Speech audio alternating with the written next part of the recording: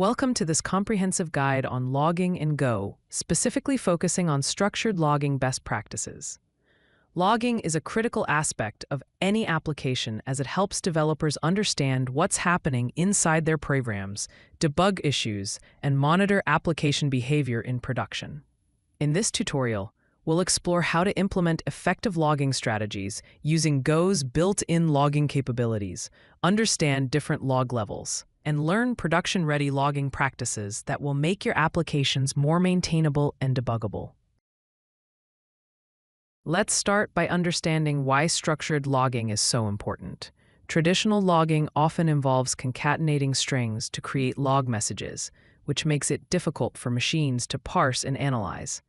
On the left, we see traditional logging, where we use format printf to create a simple string message. While this is human-readable, it's not easily searchable or analyzable by automated tools. Structured logging, shown on the right, uses key-value pairs to organize log data. Instead of a single string, we provide structured information with specific keys like user, IP address, and timestamp.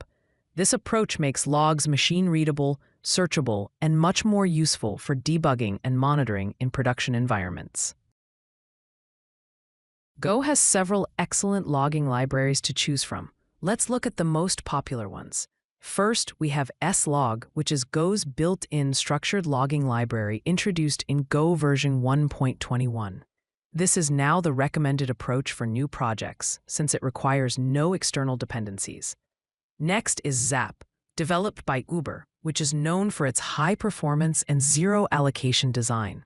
Logris is another popular choice that offers rich features including hooks and plugins for extending functionality. Finally, there's Zerolog, which focuses on zero allocation JSON logging for maximum performance. Each library has its strengths, but for this tutorial, we'll focus primarily on slog since it's built into Go and represents the future direction of logging in the Go ecosystem.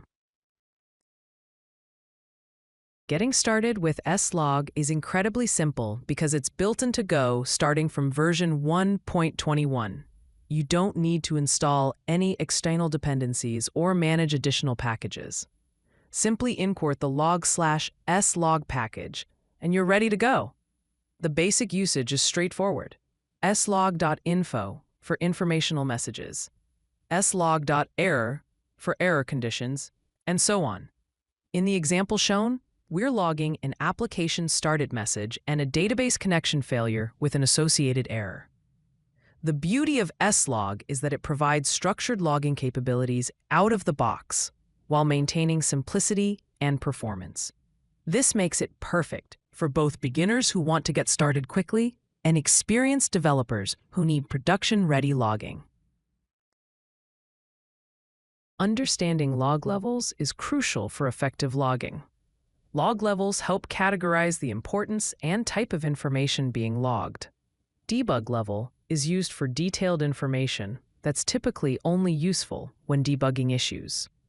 This includes variable values, function entry and exit points, and other detailed execution information. Info level contains general application flow information, such as user actions, system events, and normal operations. Warn level indicates something unexpected happened, but the application can continue running.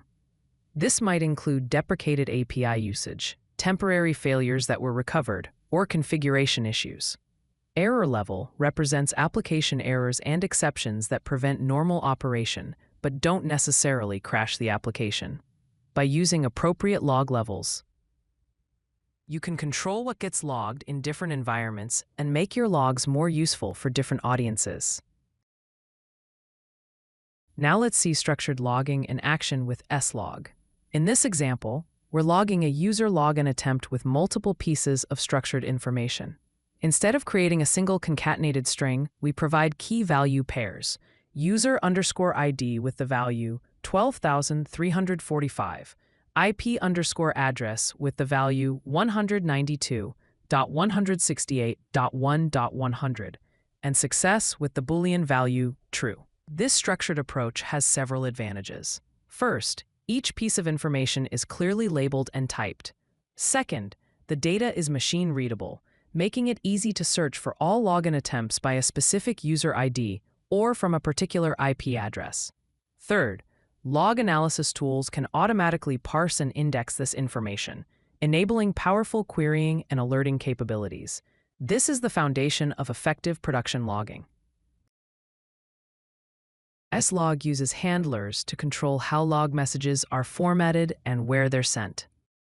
There are two main built-in handlers you'll commonly use. The text handler formats log messages as human-readable text, which is great for development and debugging. You create it using slog.new text handler, passing in the output destination, like os.steadout, and optional configuration. The JSON handler formats log messages as JSON, which is ideal for production environments where logs need to be processed by automated tools, log aggregators, or monitoring systems. You create it using slog.new JSON handler with similar parameters. Once you've created a handler, you use slog.setDefault with slog.new to make it the default logger for your entire application. This configuration approach gives you flexibility to use different formats in different environments. When deploying applications to production, following logging best practices is essential. First, use appropriate log levels for different environments. Development might use debug level, while production typically uses info or warn level to reduce noise and improve performance. Second, never log sensitive data such as passwords, authentication tokens, or personally identifiable information. This is both a security risk and often a compliance requirement. Third, choose JSON format for machine processing in production. JSON logs can be easily parsed by log aggregation tools like Elasticsearch, Splunk, or cloud logging services. Fourth, include context like request IDs and user sessions. This helps trace requests across different parts of your application and correlate related log entries. Finally, implement log rotation and retention policies to manage disk space and comply with data retention requirements. These practices ensure your logging system is secure, performant, and useful for monitoring and debugging. Adding context to your logs is crucial for understanding what's happening in your application, especially when handling multiple concurrent requests. The slog.with method allows you to create a logger with predefined context that will be included in all subsequent log messages.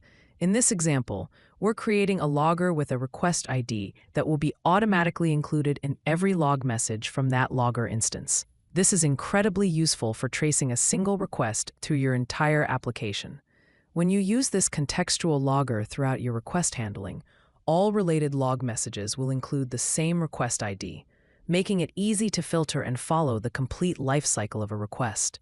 You can add multiple pieces of context, such as user ID, session ID, or any other relevant information.